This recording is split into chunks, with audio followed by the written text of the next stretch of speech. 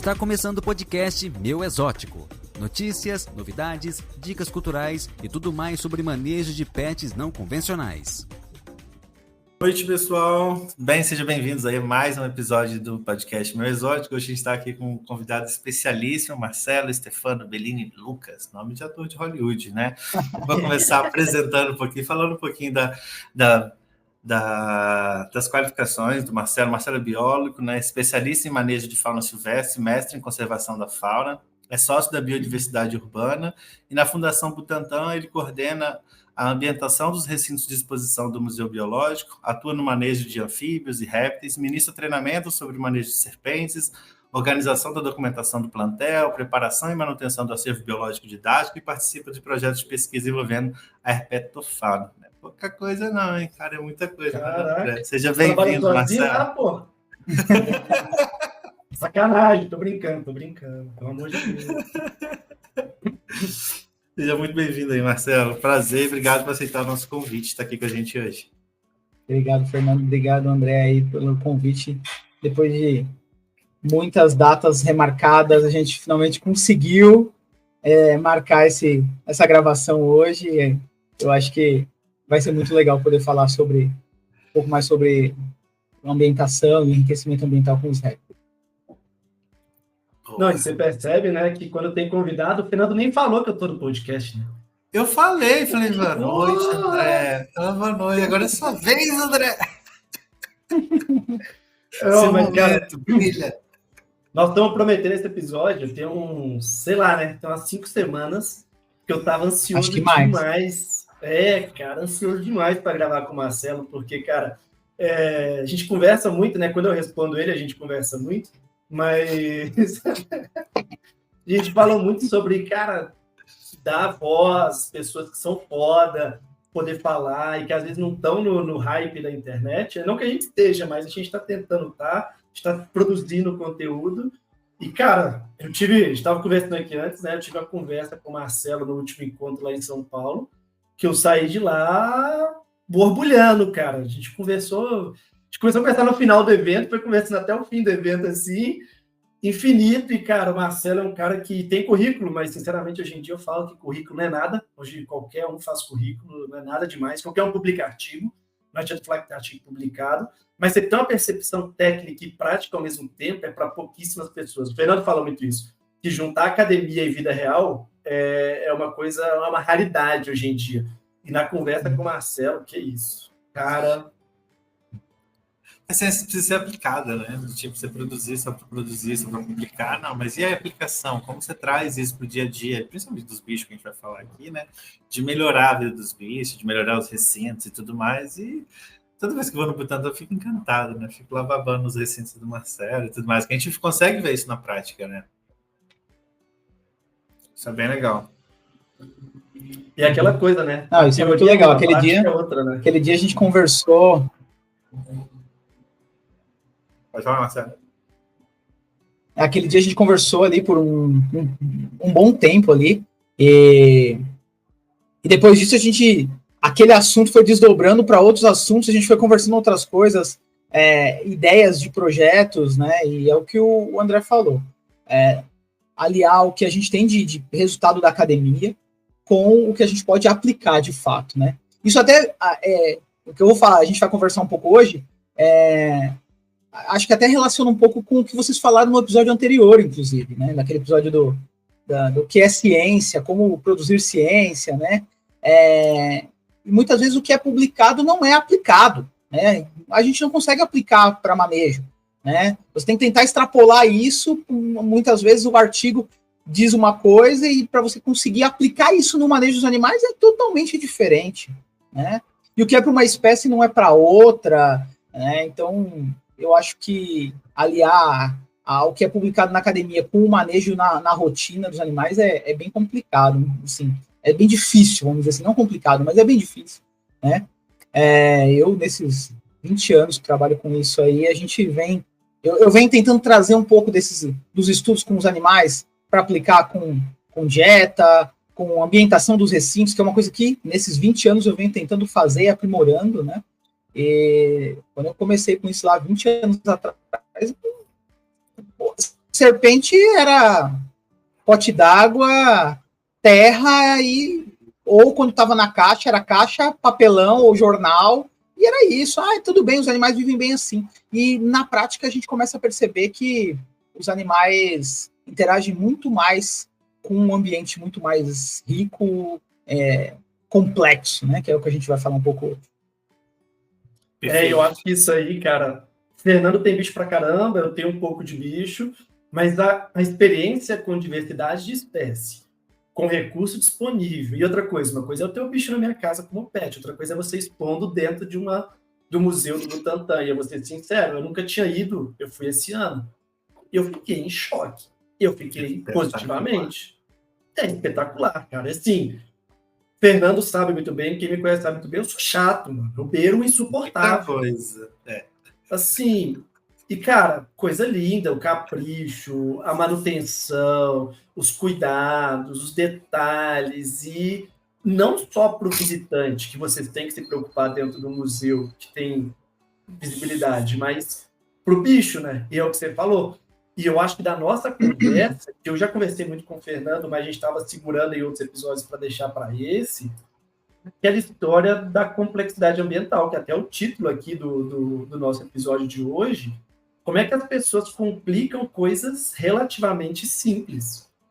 Que, cara quer, com todo respeito, não é só para a gente ter um nível de comparação, mas assim, quer fazer um enriquecimento de piscina de bolinhas, que vocês fazem no Butantã, inclusive, legal, mas a gente, às vezes, não dá o substrato. E aí o bicho está numa deficiência tão grande que aquilo ali vira uma maravilha. Eu já vi outros enriquecimentos, para não pegar esse específico, de um tapete, aqueles tapetes com fiapinho, e o pessoal posta como se fosse a coisa mais linda e maravilhosa. E eu vejo no Max Room, na casa do Fernando, isso todos os dias. Eu vejo os bichos interagindo com os substratos, texturas, profundidades, temperaturas, diariamente no recinto dele. E a nossa conversa foi muito nessa linha, né? Como é que a complexidade ambiental, talvez ela seja o maior enriquecimento ambiental que existe para um anfíbio, para um réptil, para o que for. E, ao mesmo tempo, ela é a maior complexidade, é o maior enriquecimento e é o mais básico ao mesmo tempo, né? Como é que é loucura isso, né? E eu ia até perguntar para o Marcelo, ele falou 20 anos já de Butantã. Exatamente. Quantos anos tem aquela jiboia... Aquela jiboia ali, aquela mais velha que fica do ladinho ali, do lado direito. Quantos anos ela tem, Marcelo? Aquela que é bem antigona. Ela chegou em 1995. Quase 30 anos. Quase 30 anos, ou seja, você pegou ela desde quando ela estava no recinto, entre aspas, vamos colocar assim, básico, até hoje com todo o enriquecimento, e que aí já extrapolou toda a ambientação que tem, mais os testes que estão sendo feitos lá de enriquecimento, de interação ali, né? Isso. Você notou de diferença de comportamento dela, assim, daquele indivíduo especificamente, assim? Tem algum... Chegou a notar alguma diferença de atividade no recinto, coisas do tipo? Sim, Fernando. Não só com esse indivíduo, mas com outros indivíduos que a gente mantém há muito tempo, né? E... isso eu noto até com recintos até de outras pessoas que a gente vai conversando, que mantém os animais a longo prazo, que quanto mais enriquecido for o ambiente, maior é a diversidade de comportamentos que esses animais exibem, né? Isso é muito claro, se você parar para pensar no que é o ambiente natural dos animais, né? A floresta, ou sei lá, a caatinga, o cerrado, ou um deserto, qualquer que seja esse ambiente, ele é muito rico, como vocês falaram, como o André falou, texturas, temperaturas, profundidade, de toca, e aí os animais vão explorar isso de forma a gastar mais energia, a conhecer esses novos ambientes, né? Então, assim, nesses 20 anos que eu trabalho com isso, né, visitando zoológicos no Brasil, zoológicos até fora do Brasil, vi recintos bons, recintos ruins, do ponto de vista de complexidade, tá? Não estou criticando, o recinto é ruim, o bicho está mal. Não, o bicho às vezes está até bem, né? Mas do ponto de vista de complexidade, eu conheci muitos recintos, e aí, conversando com as pessoas nesses zoológicos, o animal está aí já há 10 anos, 15 anos, né? Quando o recinto é enriquecido, é feito algum trabalho, não só o próprio enriquecimento ambiental, que é colocado de forma pontual, mas a ambientação, quando a ambientação é melhorada, né, esses animais mudam completamente, né? Nos últimos anos, né, alguns zoológicos têm me convidado para ministrar as palestras, para falar para esses zoológicos um pouco da experiência que eu tenho acumulado nesse tempo, né? E quando eu falo essa questão da complexidade, alguns zoológicos falam, pô, vamos fazer igual, vamos copiar a ideia. Eu falo, não é copiar a ideia. O que eu penso desde o início, lá quando eu comecei a trabalhar com isso, é copiar o que acontece no ambiente do bicho. Né? A ideia não é minha, a ideia já existe na natureza. A gente só tem que replicar o que tem na natureza para o bem-estar do animal. E eu acho que esse negócio é muito louco, porque é exatamente isso, Marcelo. Eu não sou especialista em comportamento, enriquecimento, mas assim, eu entendo o enriquecimento ambiental como você criar oportunidades para o animal exercer o seu comportamento natural. E o que é a minha grande crítica com relação a enriquecimento ambiental para répteis, muitas vezes? A gente vai entrar nisso ainda, acho que talvez seja um pouco mais profundo, mas primeiro a dificuldade é a gente avaliar, né? Como é que a gente avalia sob perspectiva humana um animal que não é humano. Então isso já me deixa um pouco frustrado. E a segunda coisa é a gente, tipo assim, o que é o melhor enriquecimento para um cachorro, se a gente for pegar assim, extremamente superficial? É ele ter um quintal para exercer o seu comportamento. É ele cavar, ele correr, é ele, sei lá, fazer as coisas que ele faz. Como a gente não consegue oferecer isso dentro de uma residência, você dá um Kong, você dá um brinquedo, você leva para passear. Então, assim, na ausência da possibilidade do ambiente enriquecido, você fornece atividades de enriquecimento.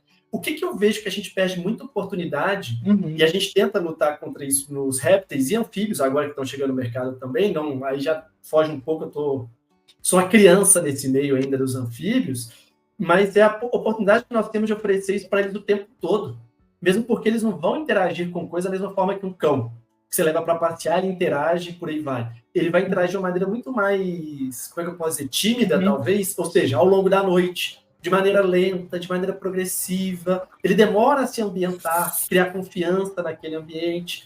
Então, por que oferecer momentos de enriquecimento se você pode oferecer um ambiente enriquecido?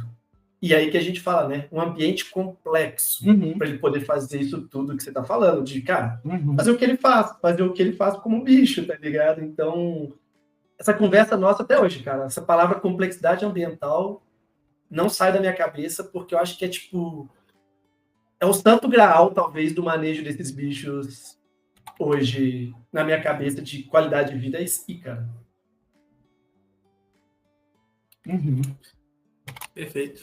Eu também, no começo, como eu falei para vocês, né, quando eu via os recintos feitos bioativos lá, mas em coisas americanas, né, eram recintos para anfíbios, né, para serpente tinha pouca coisa, né, e aí quando eu comecei a pensar em adaptar esse conceito de recinto, que a gente chama até naturalístico, né, que é uma coisa, seria construir meio que o habitat do bicho ali dentro de um recinto, né,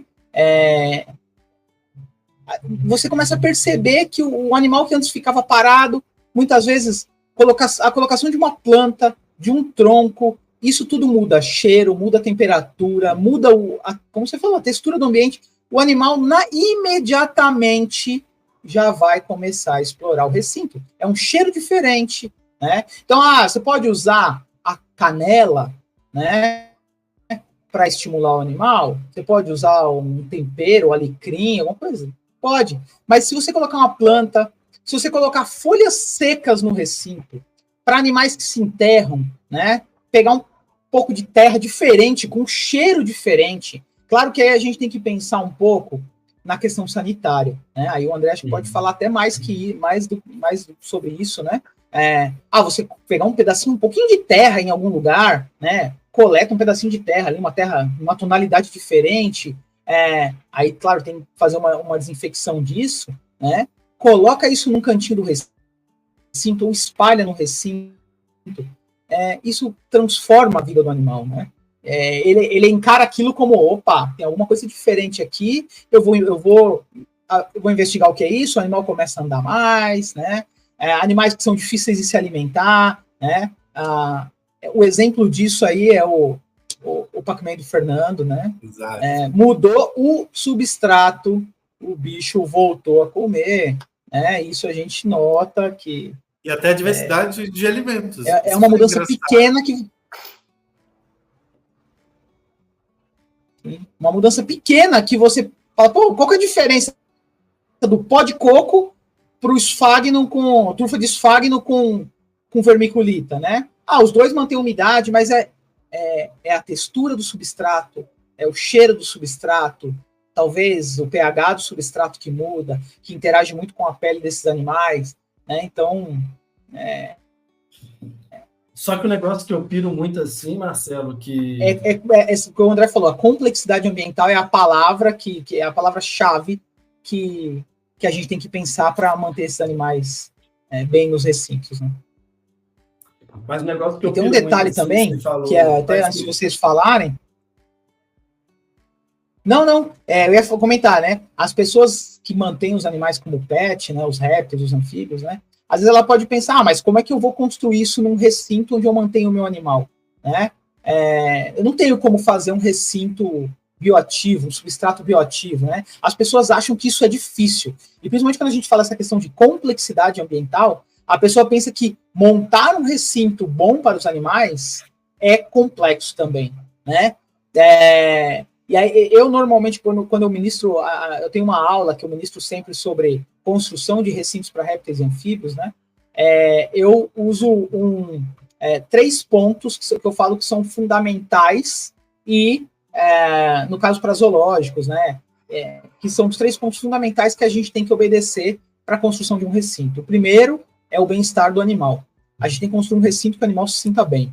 E aí ele consiga exercer todos esses comportamentos, né, e essa complexidade, essa diversidade de comportamentos. O segundo é o manejo.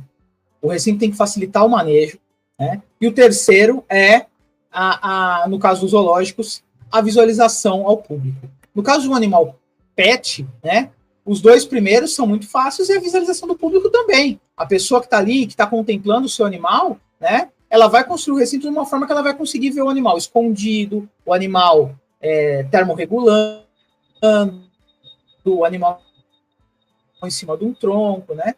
Então, e sempre pensando nesses 3 pontos, não é complexo fazer isso, né? É super fácil, na verdade. E nem é caro, fácil, né? Porque você tem 20 anos de experiência, né? Fácil.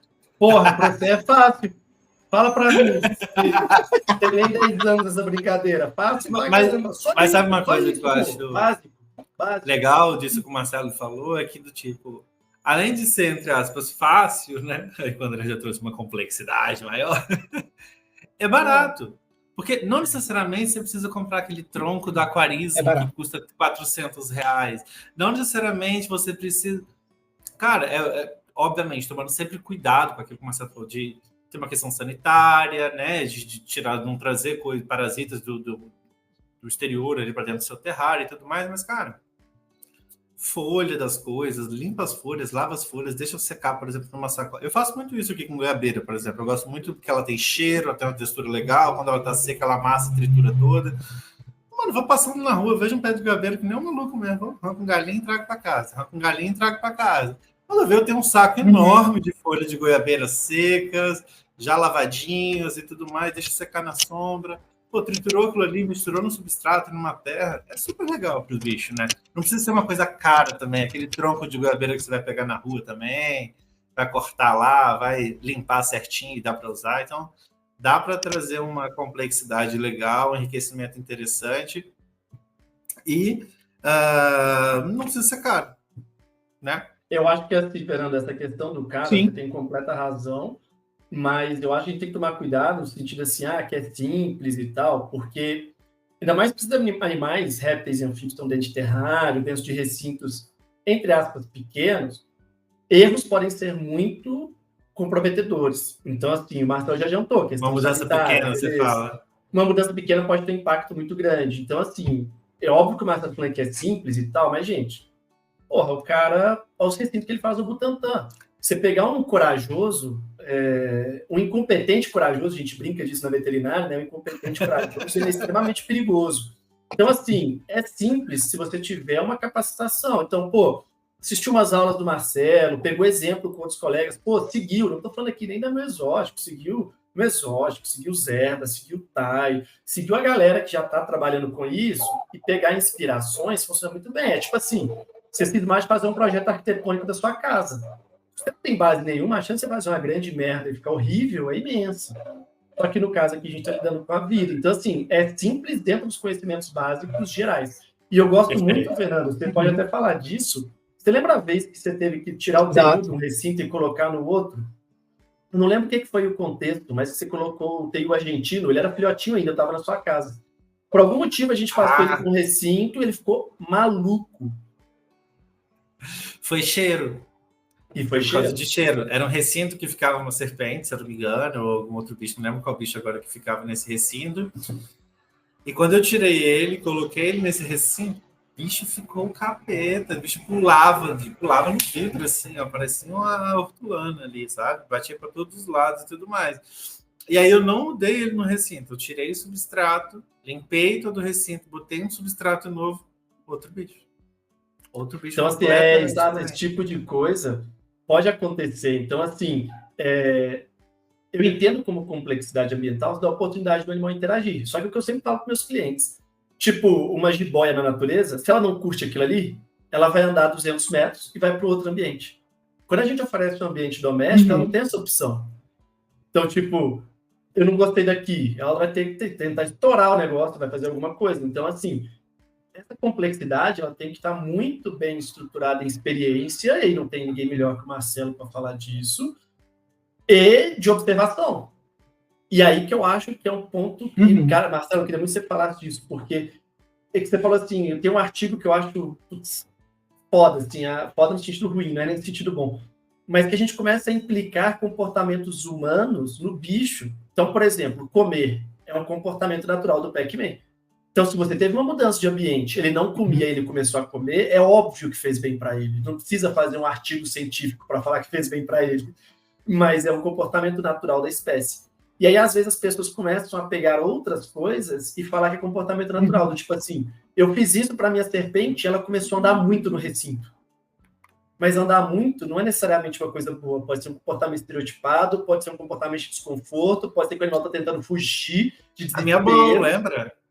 A bola com terrário de vidro, eu tirei minha bola de uma caixa, botei no terrário de vidro, sem muito enriquecimento, sem muita barreira visual, o bicho para lá e para cá, para lá e para cá, para lá e para cá, e eu, nossa, ela adorou, tá curtindo pra caramba, ver as trocas de pele, toda retalhada, o bicho tava odiando tá ali. Então, por exemplo, fala a serpente exatamente no negócio. Excesso. Mas, diga. Excesso de atividade não quer dizer que o animal está explorando o recinto, né? O animal aumentar a atividade não quer dizer, né?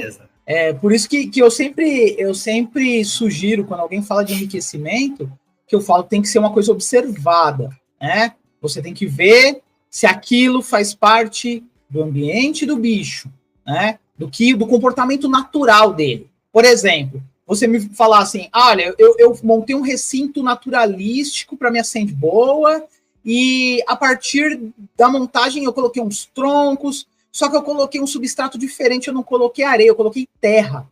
E aí minha sandboa tá ficando todo dia fora do substrato. E ela anda o substrato inteiro por cima, tá subindo no tronco. Isso não é um comportamento de uma sandboa, né? E isso tá errado. Então, provavelmente o substrato está errado. Substrato muito úmido, que o animal, né? E aí, essa mudança do comportamento, é o que o André falou, é um comportamento ruim, que você não quer que tenha isso no animal, né? Perfeito. Marcelo, uma dúvida. Obviamente que no Butantan é uma exposição e tudo mais, não vai ter isso. Mas quando a gente fala de pet, eu vejo muito comum, às vezes o cara é fã de Pokémon, igual o André. Não que ele faça isso, mas aí ele vai lá e enche o terrário de bonequinho. Ou o cara é fã de Star Wars. Aí dentro do terrário tem um Darth Vader, tem um não sei quem, tem um não sei o que lá. o quão isso pode ser irritante para o bicho, ou pode atrapalhar o bicho, ou pode não ser tão interessante para o bicho assim. Isso tem um impacto, ou do tipo, cara, se ele tem toda outra complexidade natural do bicho, tem um bonequinho outro ali, uma decoraçãozinha outra ali. Eu vejo as pessoas às vezes com aquele, desculpa, gente, mas uns girassol, daqueles cafonérrimos gigantes, de plástico. Do Bob Esponja. Puta que pariu. O abacaxi do Bob Esponja. Puta que pariu. Você acredita que isso pode ser não ser benéfico para o bicho? Qual a sua opinião sobre isso?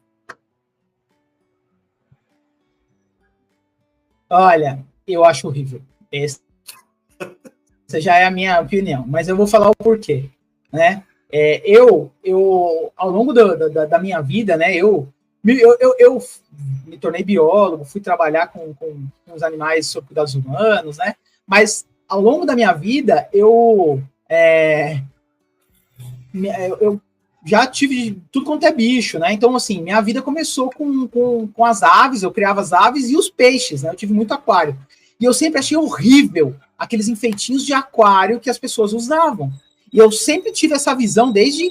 Assim, o meu primeiro aquário eu tinha 10 anos de idade, né? Então, assim, eu sempre gostava de ver os peixes, os aquários montados, como se fosse um ambiente natural, né? Então, eu colocava tronco, eu colocava as rochas, e eu odiava isso, né? E hoje em dia, estudando mais sobre o assunto, sobre o comportamento dos animais, né?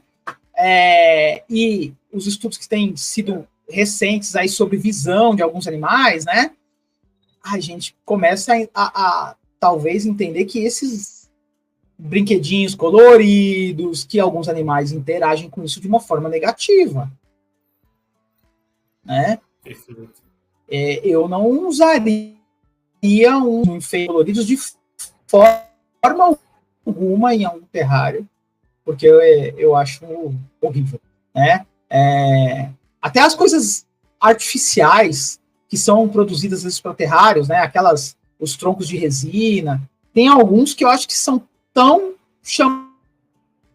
chamativos que acaba sendo aversivo para os animais, né? Então eu acho que, é legal ter um que parece, que é de resina, né? Que simula um tronco natural, mas eu acho que ele tem que ser o mais natural possível, né? Os animais percebem, como a gente já falou, texturas, cores, né? Alguns animais, lagartos enxergam cores, né? Então, assim, cheiros, né? Então, assim, não dá para a gente usar esses elementos muito artificiais, achando que os animais estão interagindo só porque o animal saiu do canto do terrário e foi para a toquinha colorida, ou ficou em cima ou passou pela toquinha colorida, né? Isso não indica que ele está bem com aquele objeto que foi colocado ali, né?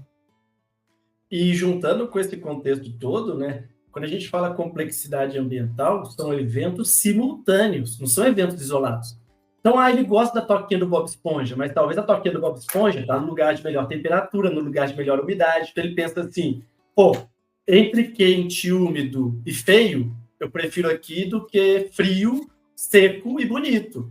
Então, não é tão simples do tipo assim, aqui é melhor, ali é pior. É uma complexidade ambiental. E isso que é a magia ali de montar o recinto. Eu falo que muito dono de réptil, anfíbio, herpetofauna, de modo geral, a gente gosta do recinto tanto quanto a gente gosta do bicho.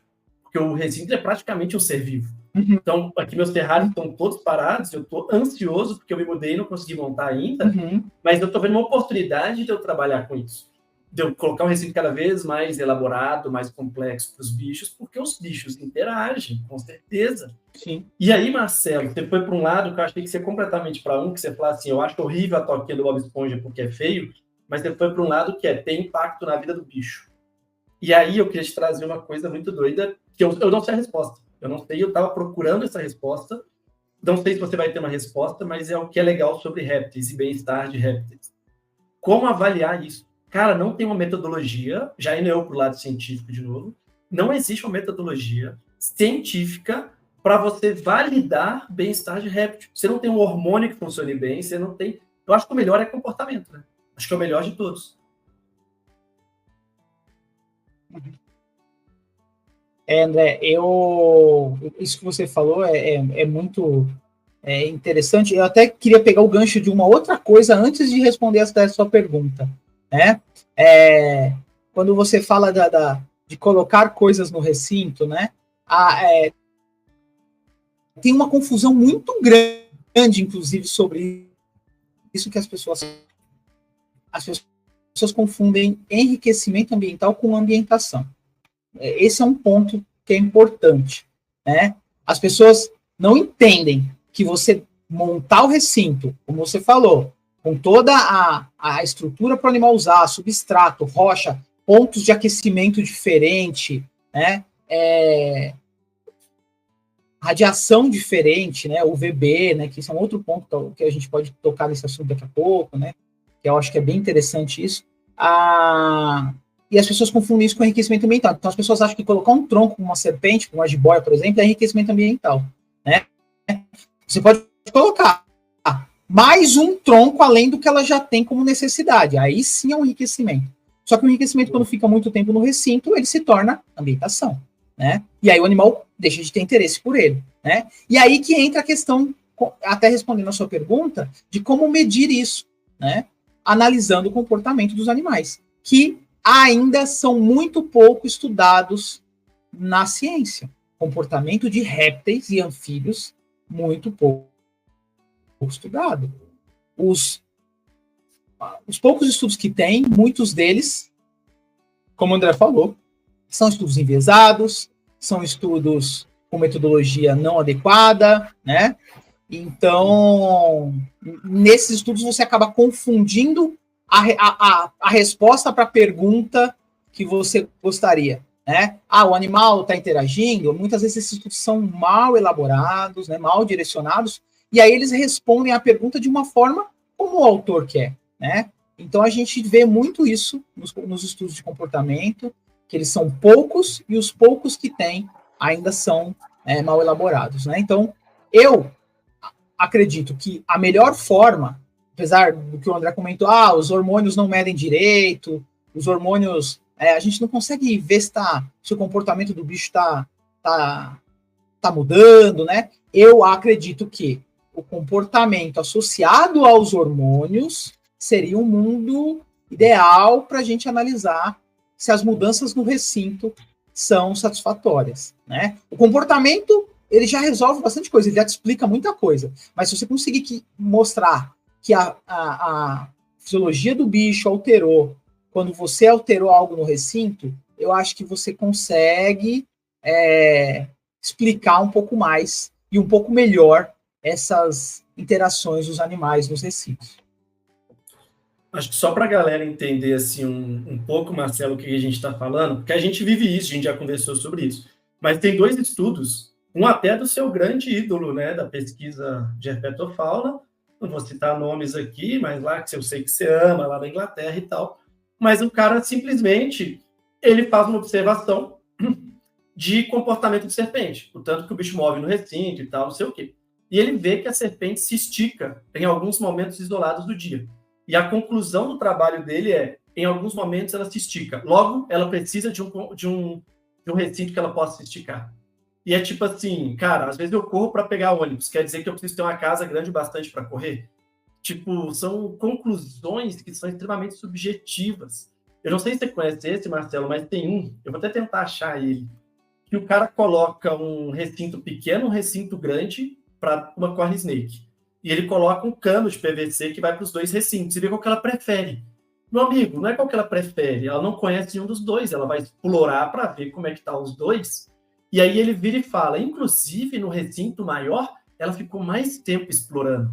Logo, ela gostou mais do maior. E a minha interpretação eu acho que porque ela é maior, ela andou mais para procurar um lugar confortável. O outro que era menor, talvez ela encontrou um lugar confortável e ficou quieto ali. Então é tipo assim, você está no cinema. Se você roda a sala de cinema muito tempo para procurar um lugar legal, quer dizer que você gostou da sala de cinema? Não, quer dizer que você achou uma merda e não encontrou nenhum lugar bom. Se você vai na sala de cinema que tem uma poltrona gostosa, numa posição boa, com ar-condicionado legal, você senta ali e fica ali parado vendo o filme. Então o que é o problema do comportamento que eu vejo? É a subjetividade de interpretação. E aí eu vejo grandes estudos de comportamento de répteis, e anfíbios eu não vou dizer porque eu nunca procurei, para ser sincero, tendo interpretações extremamente humanas de comportamentos de répteis. É você fazer uma pergunta em inglês e responder em alemão, pô. Não faz sentido nenhum, cara. É conversa de maluco. Não faz sentido. Fica projetando, né, comportamento de outras espécies ou outras metodologias onde não se aplica, comparar laranja com banana. E aí, mais uma vez, a importância do desenvolvimento de um mercado pet. Porque só vai haver estudos se tiver um interesse econômico. A indústria só vai investir em estudos ou coisa do tipo para desenvolver produto e tudo mais se tiver um mercado pet. Se não tiver, não vai ter. Por que a gente tem um avanço tão grande para cachorro, para gato? Acho que talvez até no aquarismo ou de aves tem muito mais do que répteis, né? Eu acho, em relação à pesquisa e a estudo, porque é um mercado que gira mais dinheiro, né? Por isso, quando a gente fala da importância econômica, às vezes, para gerar o bem-estar, para gerar esse maior estudo, entender a maior complexidade, para dar o melhor para esses bichos, né? Tem até empresa agora com comedor enriquecido, né? Para répteis e tudo. O quê? Empresas fazendo comedores enriquecidos para répteis, não sei se você chegou a ver. Mas eu deixei aqui embaixo, se alguém quiser dar uma olhada. Só comentando. Eu queria fazer outra pergunta para o Marcelo. Sobre a gente está falando muito de serpente e tudo mais, você falou dos lagartos, né? Os lagartos enxergam mais e tal. Eles tendem a ser muito mais interativos e exploradores do que as serpentes, acredito eu. Muito mais complexo fazer o enriquecimento ou cuidar dessa complexidade ali de um recinto para um lagarto, ou Marcelo, do que as serpentes? Sim, eles interagem muito mais. Eles enxergam cores, como a gente falou. Por exemplo, se você vê os enriquecimentos que tem até, que são feitos nos zoológicos nos Estados Unidos, na Europa, com os varanos, são enriquecimentos fantásticos, né? O animal enfiar a patinha dentro de um buraquinho para tirar o grilo, né? Sabe? E varanos é um bicho totalmente diferente, né? Parece que eles têm estratégias de captura de presa, né? Você vê até o comportamento dos animais na natureza, né? Os varanos comodenses, salvator, esses bichos que são os varanos grandes, né? Eles interagem no ambiente procurando a presa, caçando, sabe? Então, para você tentar fazer um recinto com complexidade ambiental e fazer o lagarto gastar ali energia, gastar tempo, né, é mais difícil do que uma serpente, né? Eu acho que os lagartos interagem de uma forma também diferente, né? Sentem, visualizam melhor, sentem o cheiro também, assim como as serpentes, então, por isso que é mais complexo, né? As serpentes muitas vezes passam muito tempo paradas, serpentes que caçam de espreita ficam... É natural do bicho ficar parado, né? Então, os lagartos não, é o tempo todo andando, né? Então, se você vê os lagartos noturnos, por exemplo, né? Durante o dia você vê o bicho paradinho ali, mas quem tem leopard gecko, crested, à noite é um mundo diferente, né? Eles exploram o recinto, andam por tudo, né? Tem até um estudo que foi feito de enriquecimento com o leopard gecko, que eu acho que ele é de 2016, esse estudo. Quando eu li esse estudo, eu falei, porra, todo mundo cria os geckos uma porcaria, né?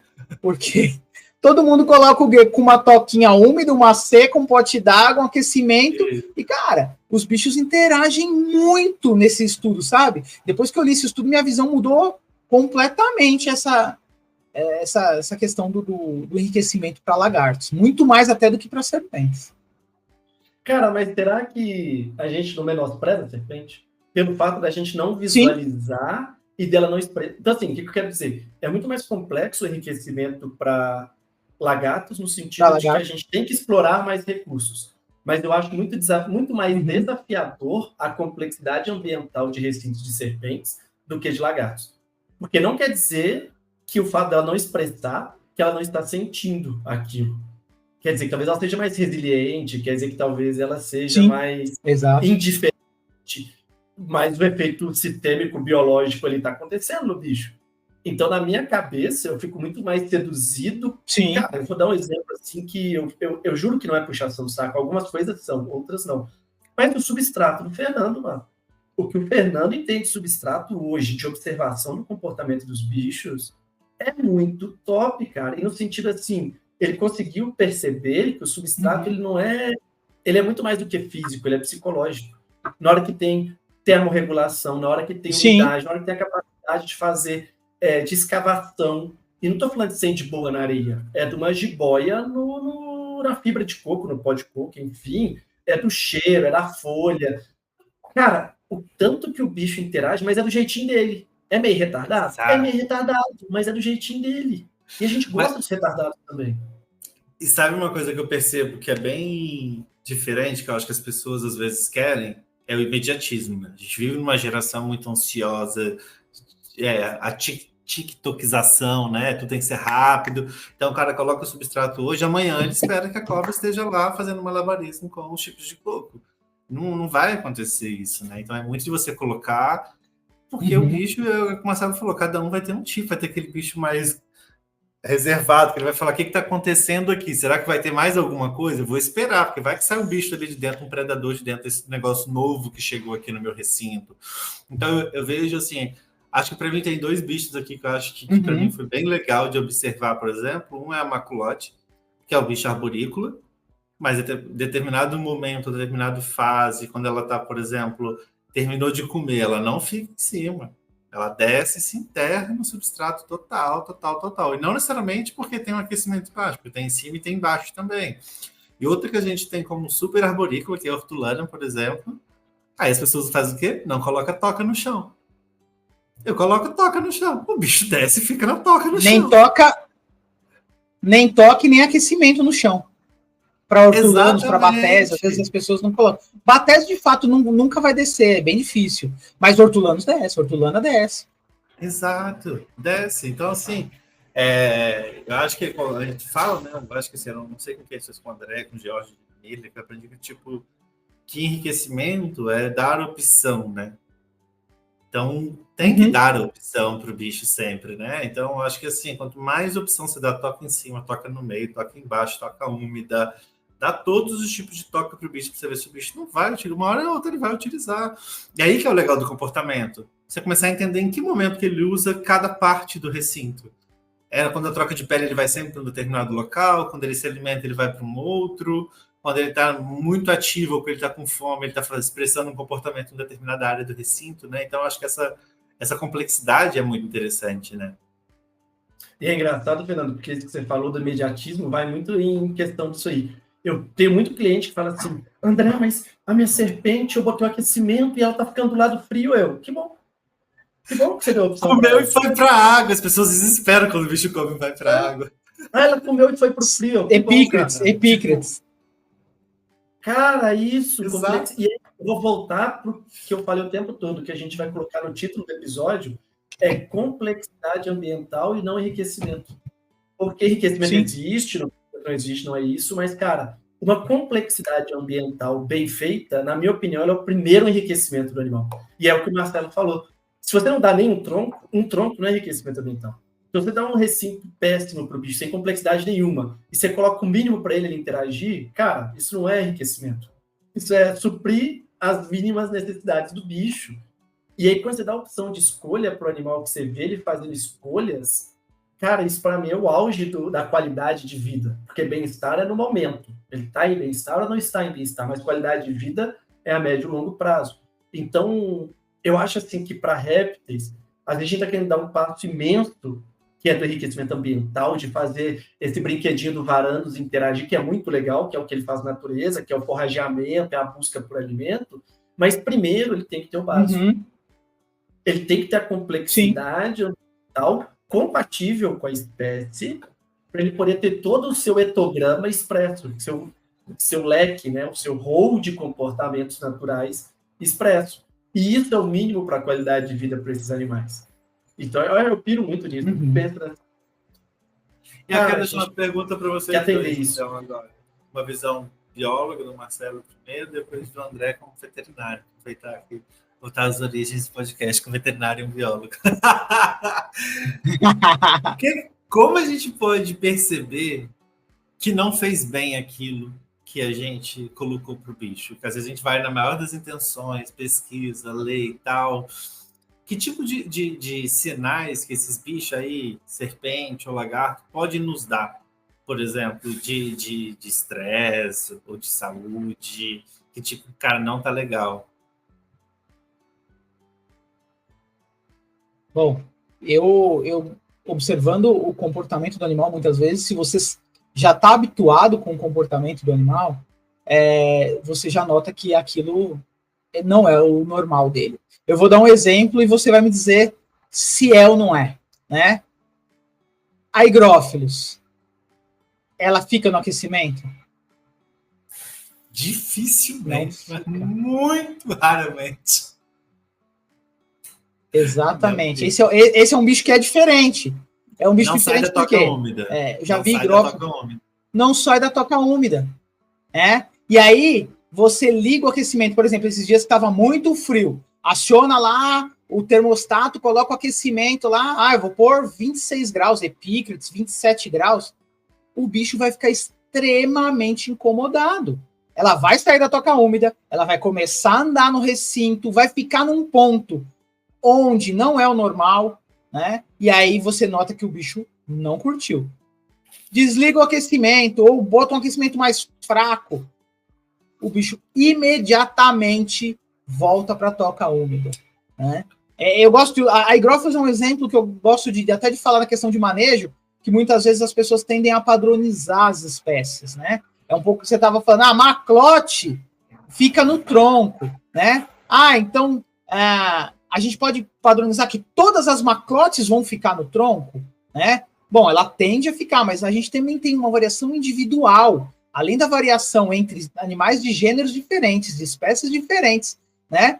Você tem uma variação individual que você tem que observar o animal, né? O etograma que o André falou, o rol de comportamentos do animal, né? Você não precisa fazer um etograma ali, analisar estatisticamente. Olha, eu sei que ele faz... Mas você conhecendo o seu animal e conhecendo o comportamento dos animais, né? Isso é um pouco que eu acho que falta nos robistas hoje em dia, né?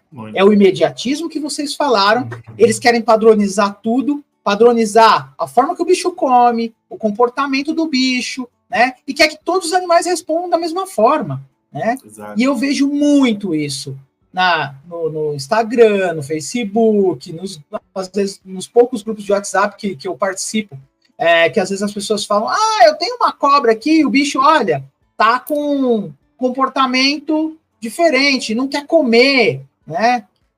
Por que o bicho não quer comer? Né? Eu vi até o Fernando respondendo uma caixinha de perguntas essa semana sobre uma bol que não comia, né? Por que o bicho não quer comer? Será que é o período reprodutivo?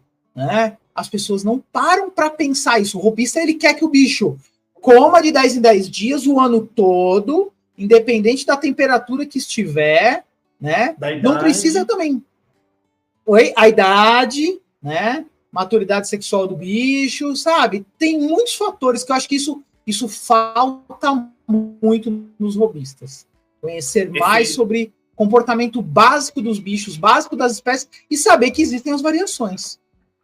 E aí, antes até de passar para o André... É muito simples. E antes até de passar para o André, essa questão, o ponto que o Marcelo trouxe, que eu acho que é muito importante, assim... Eu sempre fui a favor de comunidade, né? De ter trocas e tudo mais, a gente não cagar regra, coisas do tipo.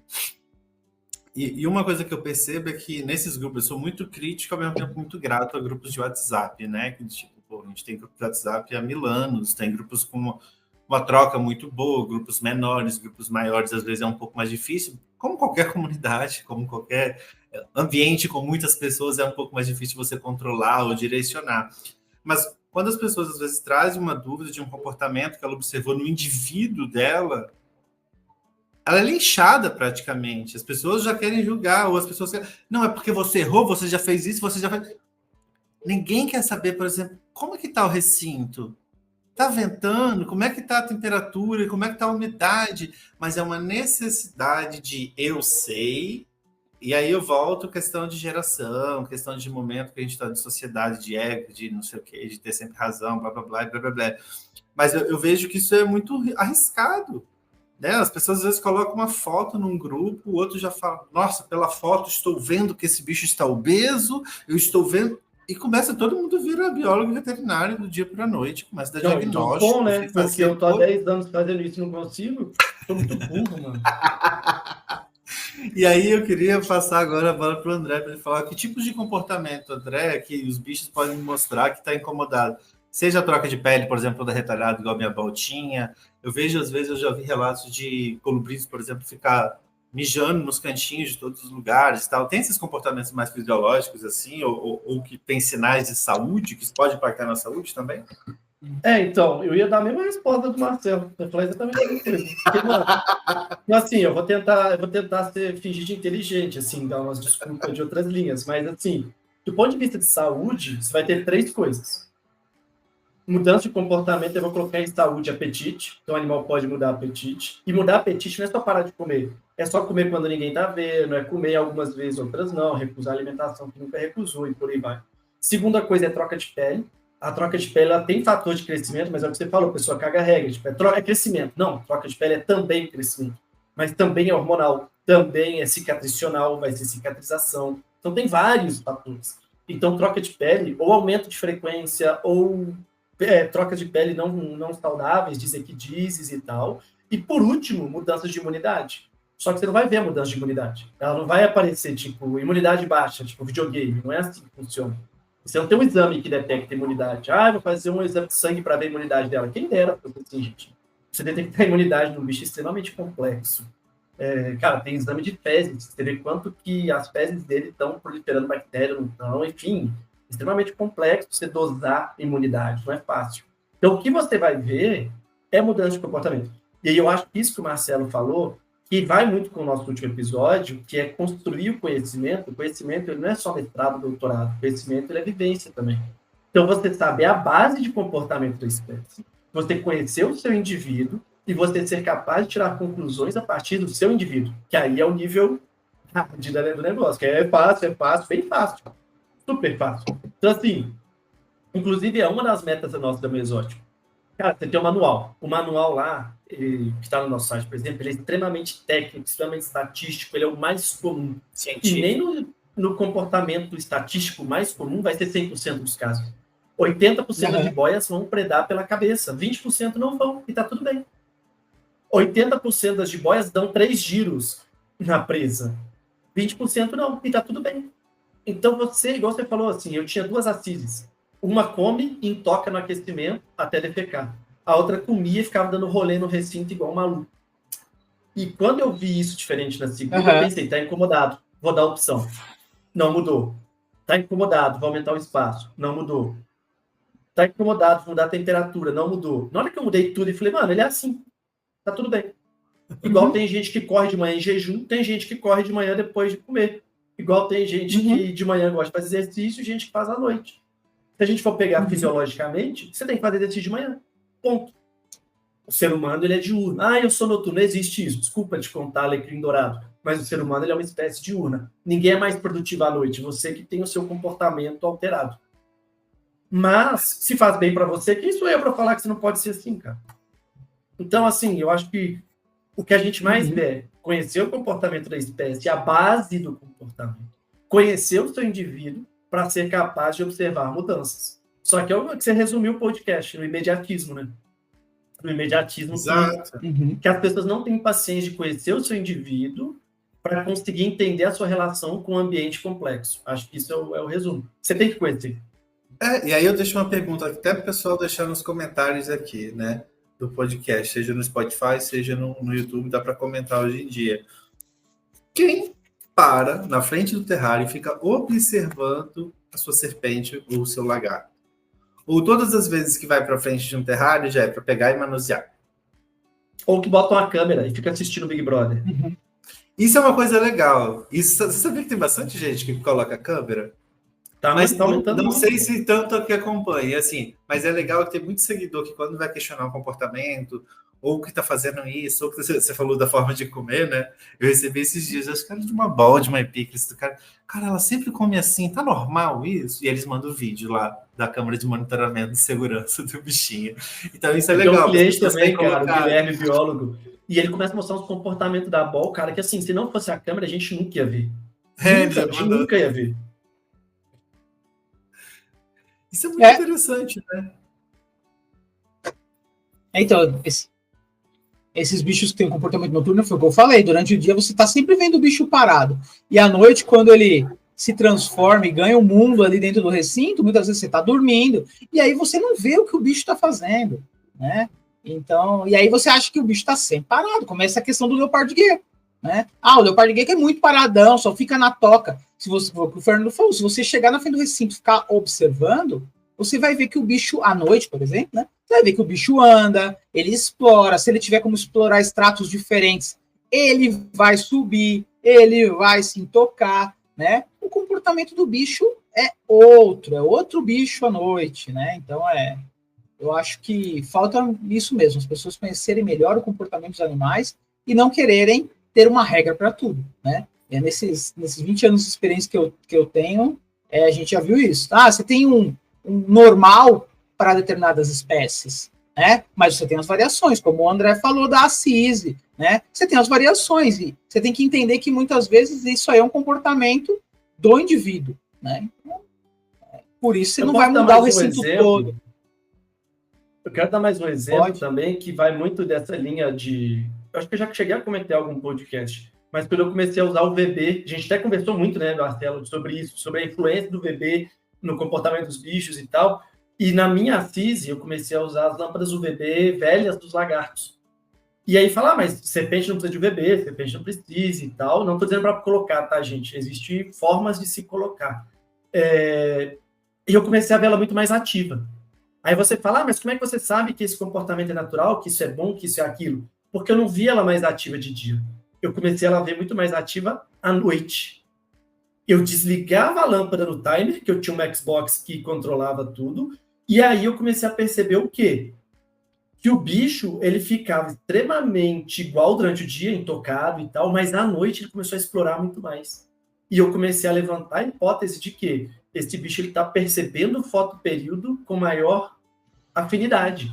Ele está percebendo quando que é dia e quando que é noite e está exercendo o seu comportamento noturno natural. Foi a minha interpretação, posso estar extremamente errado. Mas foi o que eu consegui tirar de lógica do que estava acontecendo. E eu percebi que o bicho, ele mudou muito o comportamento dentro do que eu espero do comportamento natural dele. Falei, cara, a única coisa que eu não mudei substrato, não mudei posição de nada, não mudei recinto, não mudei nada, foi só a lâmpada ultravioleta. E o animal começou a sair muito mais à noite, começou a dormir cada dia num lugar do recinto durante o dia.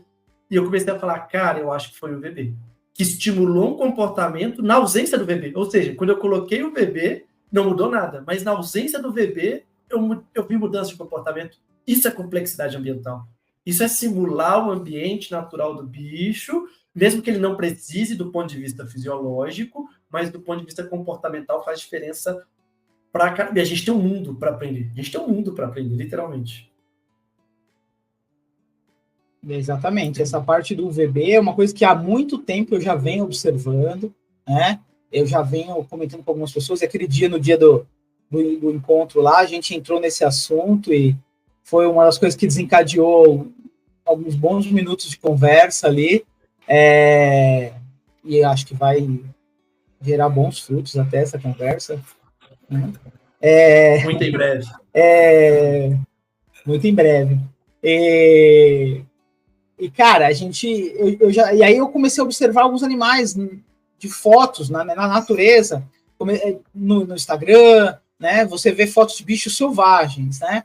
E aí um dia eu vi uma foto de uma surucucu, né? Uma Lacus multa, né? Na floresta, o bicho na manchinha de sol.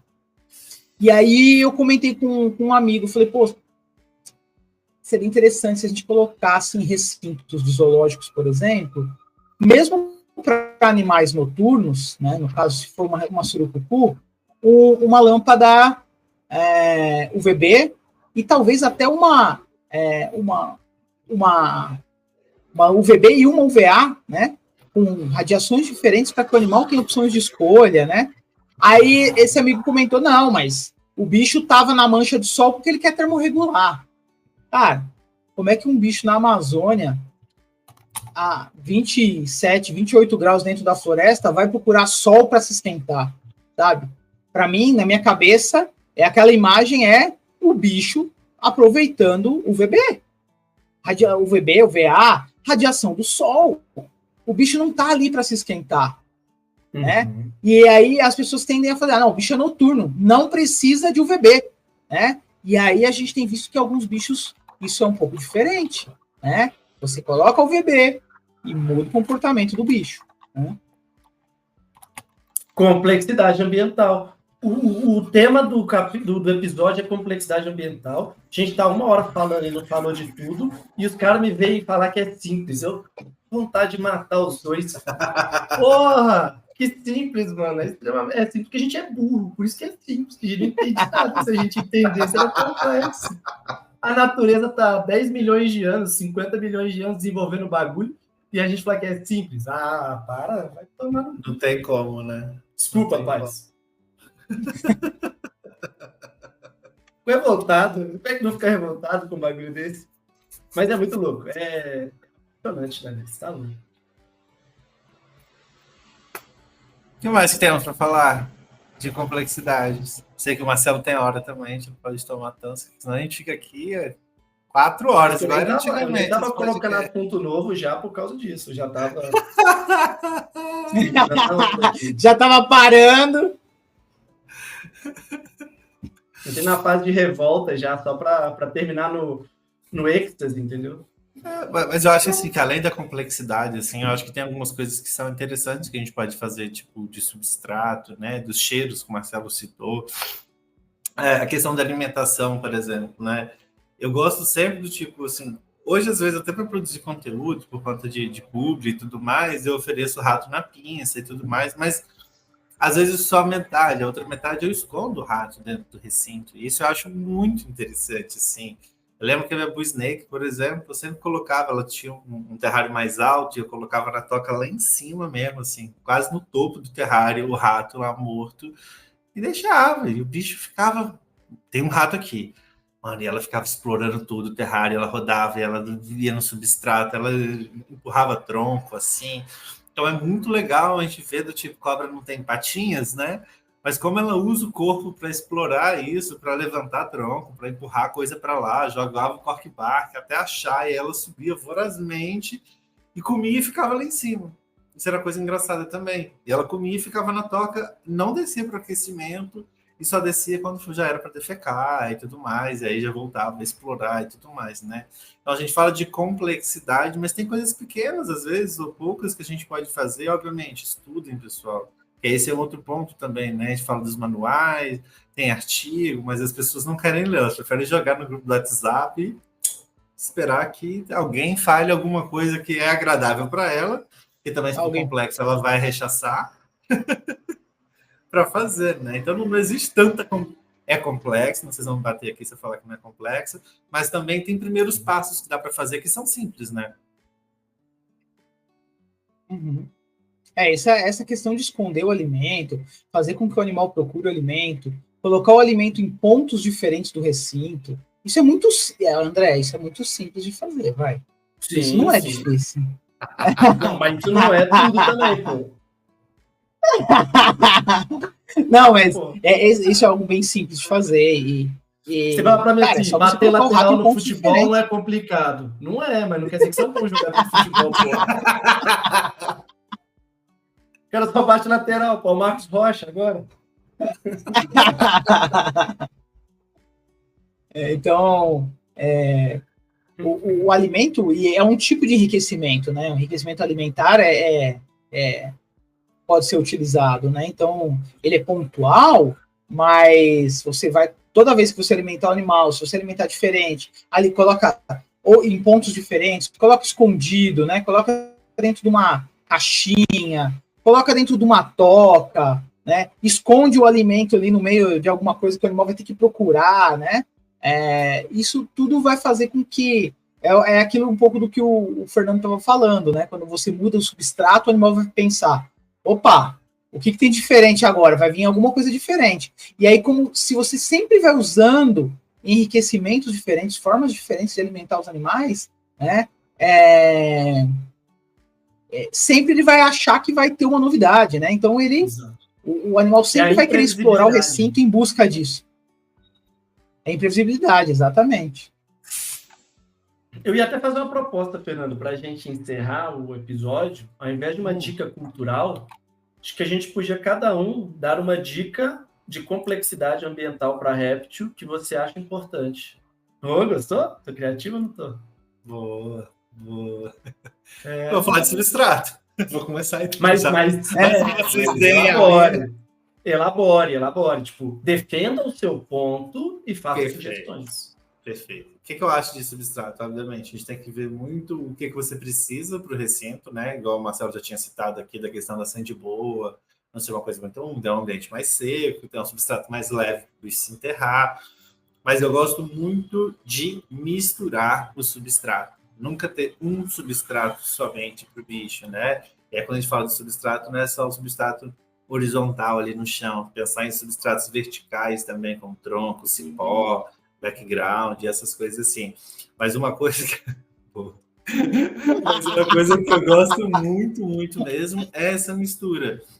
E hoje eu tenho testado, tipo, além do básicozão ali de esfagno, pó de coco e derivados de coco, aproveitei que eu estou com a vermiculita usando ali pro TU, pro Pac-Man, por que não jogar vermiculita também nos outros substratos para manter a umidade? Então, eu estou usando com TU, por exemplo, argentino, e está sendo assim, cara, o que esse bicho passa? Tem dia que eu me irrito com ele, porque ele não para um minuto, ele cava, ele joga as coisas para cima, ele vira o pote de água, ele pega a toca, arremessa a toca para outro lado, cava para cá, se enfia para cá, vai para rede. Então, assim, o bicho está numa interatividade com esse substrato muito interessante, assim, muito interessante. Então, minha dica é você misturar texturas desse substrato, às vezes ter um canto com um tipo de substrato, um outro canto com outro tipo de substrato, para o bicho poder se enterrar num campo, talvez no outro ele vai fazer um outro tipo de interação ali, né? Você vê que às vezes o bicho prefere defecar num determinado tipo de substrato, então ele sempre vai defecar naquele lugar lá, porque ali talvez tenha mais umidade, é mais fácil para ele, não sei, de defecar ali. Então, eu acho que minha dica é misturem os substratos, mas também observe se esse substrato não vai ser, ao invés de ser um enriquecimento, ser um tormento. Um estressamento. Um estressamento. Principalmente quando a gente fala de serpente, né? Que o sensorial dela está todo nas escamas ali. Então, é a questão do Pac-Man que a gente fala de usar o pó de coco. Ou ser cancelado de novo. Mas usar o pó de coco é como se você estivesse ali numa cama de espinhos, de pregos, te espetando, aquele monte de fibra de coco espetando um anfíbio, né? Então, fica aí a minha, não vou prolongar mais não.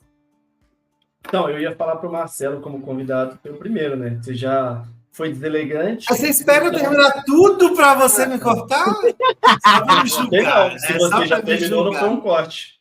Se já terminou, não foi um corte. Começa por aí. Então, agora, já que ele ficou, eu não vou deixar ele no meio, vou deixar ele no final. E com a merda de falar um que a gente não falou, tá ligado? Tipo, igual aluno, tá ligado? Quando ele fica por último, fica sem opção. E eu vou dar a minha aqui, que eu já tava pensando. Antes de sugerir, eu já pensei no meu, né? Porque eu não sou burro também de sugerir uma coisa que eu não tenha pensado. Quer dizer, eu sou burro. Mas a minha sugestão de complexidade é gradiente. E aí, gradiente, eu vou extrapolar em 3 pontos. Que a gente fala muito de gradiente de temperatura, gradiente de temperatura, mas gradiente de temperatura, gradiente de umidade, gradiente de luminosidade. E aí você fala, pronto, o André falou 3 gradientes. Não, eu falei 9 gradientes. 9 não, eu falei 27 gradientes. Porque é 3 vezes 3 vezes 3. Inclusive, o artigo que o Marcelo comentou de gecko leopardo é exatamente isso.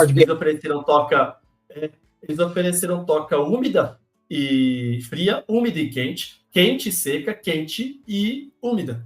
Ou seja, eles criaram 4 opções para ver o que o bicho escolhia. Então, quando eu falo de gradiente de temperatura, umidade e de iluminação, é você interagir os 3 dentro do recinto. Você tem um canto quente e seco, você tem um canto quente e úmido, você tem uma toca úmida do lado frio, você tem uma toca úmida do lado quente. Não estou dizendo que você tem 25 tocas, mas é um cantinho, talvez aquele substrato que o animal se enterra, que funciona como toca, do lado úmido.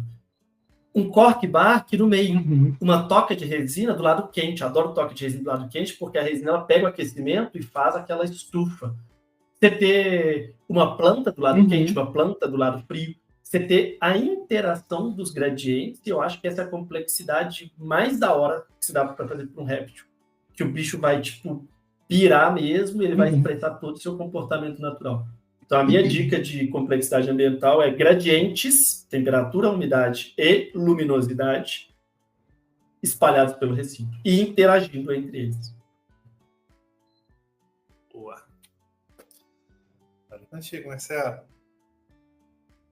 Bom, a minha é um pouco diferente, né?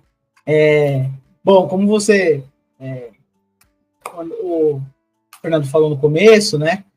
Falou lá sobre biodiversidade urbana. O que é a biodiversidade urbana, que é uma outra coisa que eu trabalho, né? A biodiversidade urbana, a gente começou com paisagismo, né? Porque eu sou paisagista também. Então, a gente começou trabalhando com paisagismo. E aí, a gente começou a extrapolar isso para os ambientes zoológicos, né? Então, a minha dica de complexidade ambiental é paisagismo, vegetação, né? A gente vai trabalhar com vegetação, com plantas, né? E aí, nesse ponto, é uma coisa que eu sou bem chato com isso, que é plantas naturais, né? Quase morri do coração essa semana quando eu vi aquele monte de planta de plástico no terrário do Fernando, mas aí tudo bem, né? Tinha até foto, pô. É porque eu não fiz o curso do Marcelo ainda, né, Marcelo? Vamos ser um curso para ensinar a colocar as plantas no terrário. É isso? Ensinar a manter vivo, né? Meu Deus. Tem que aprender a manter vivo, Marcelo.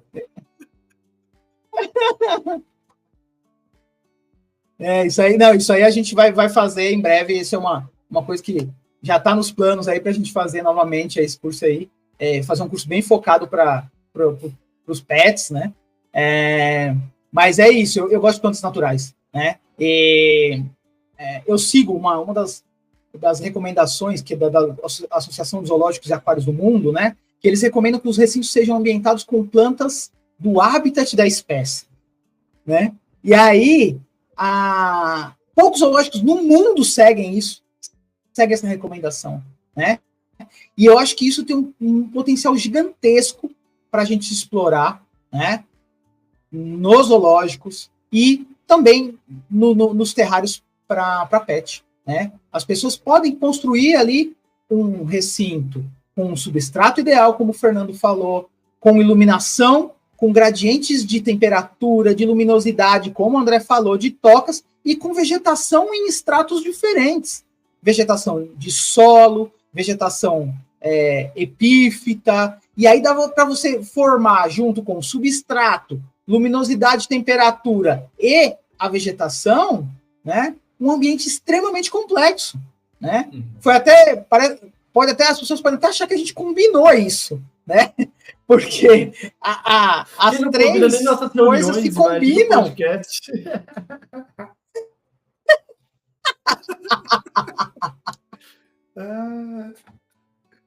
Mas é isso, né? As três coisas se combinam de uma forma a construir um terrário extremamente complexo para os bichos, né? Com plantas diversas, né? Então,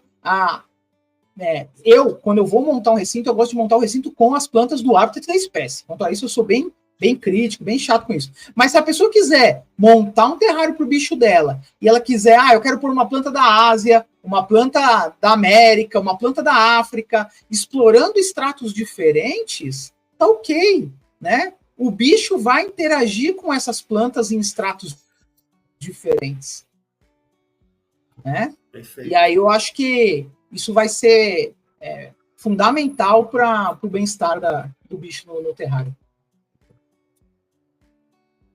É muita coisa, né, cara? Óbvio que aqui o objetivo do podcast não é...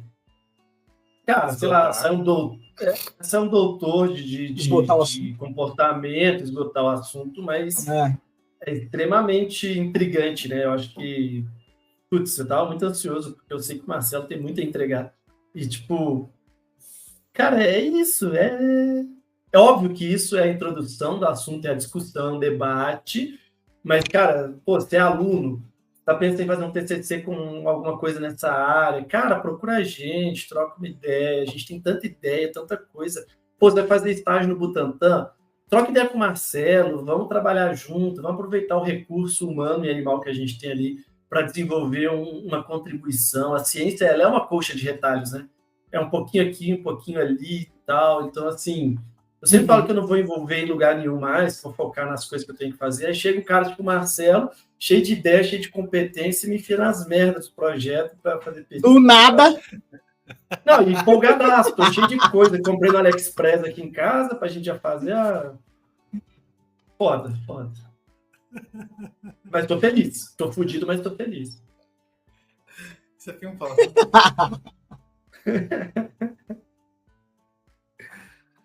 Mas eu acho que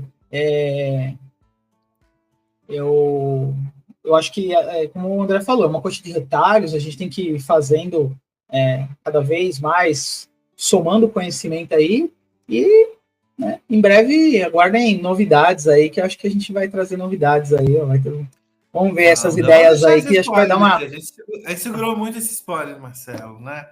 Já vai dar o spoiler já? Quem vai falar? Não, dá melhor ainda. Quem ouviu o podcast até aqui, até o final, deixe nos comentários a palavra curso, que quem escrever a palavra curso vai ter um cupom de desconto no curso que a gente está fazendo em parceria com o Marcelo aí da Meio Exótico, de ambientação, né? De terrários plantados. O Marcelo falou aí do paisagismo, de ter as plantas, do bioativo e tudo mais. Bioativos. Construir isso juntos.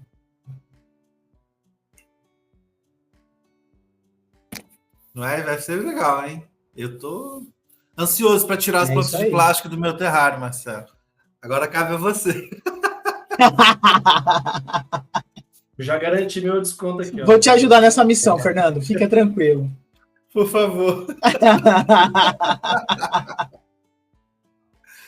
Bom, pessoal, acho que é isso. Agradecer a Marcelo mais uma vez aí, cara. Muito, muito obrigado mesmo. Essa participação foi muito enriquecedora aqui no podcast. Espero que volte mais vezes, portas sempre abertas aqui para você. E André? Eu quero Marcelo mais vezes nesse podcast. Cara, a gente voltar, podia pensar... convidar, eu sempre volto para falar.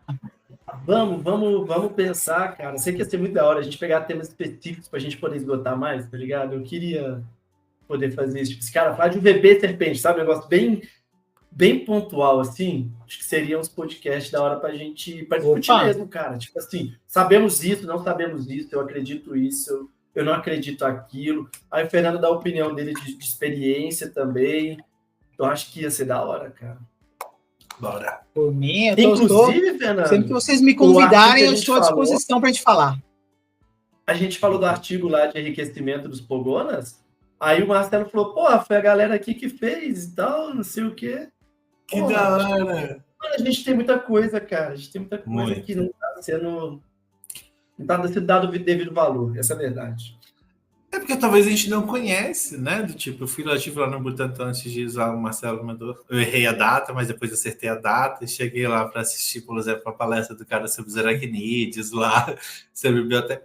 Cara, tanta coisa interessante, tanta coisa legal, né?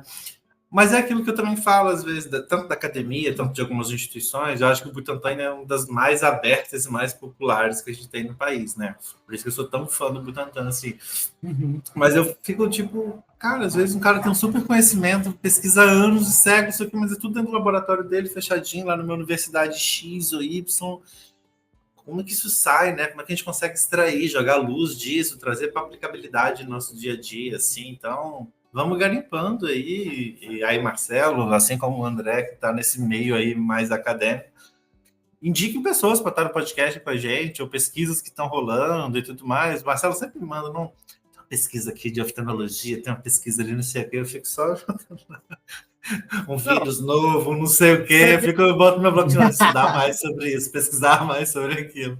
Você tá parecendo eu dando aula, Fernando. Tipo, você é um jornalista, você deveria fazer isso, aí você fala, ai, pessoal, manda aqui. É igual eu na aula, quando alguém fala... Jornalista tem fonte, querido. Vocês são minhas fontes. Entendi. Vocês trazem informações aí. Eu sei que não faz a sua curadoria direito aí, não. Não bota lá no Trello o nome das pessoas pra gente chamar no preguiçoso. Pô, você conhece o Marcelo há 200 anos, eu que fui lá, irmão, mano... trazer ele, vou marcar, vamos fazer isso aqui. São 10h30 da noite, nós estamos aqui gravando, porque, mano, você tá louco, cara. É um bagulho muito. É um nível muito alto. Você tá louco, tá maluco. É isso. Obrigado, Marcelo, mais uma vez. Muito obrigado aí pelo convite aí. Obrigado. Espero que as pessoas Não é gostem. isso. Será que não? Cara, tô muito feliz, cara, de você estar aqui fazendo com a gente o primeiro, como a gente falou. É muito foda mesmo, no sentido... É o que o Fernando resume sempre nisso, e é descrito isso. É conhecimento técnico com aplicação prática. Isso aí, velho, Te falei isso aquele dia lá no encontro e repito para a galera, para todo mundo ouvir.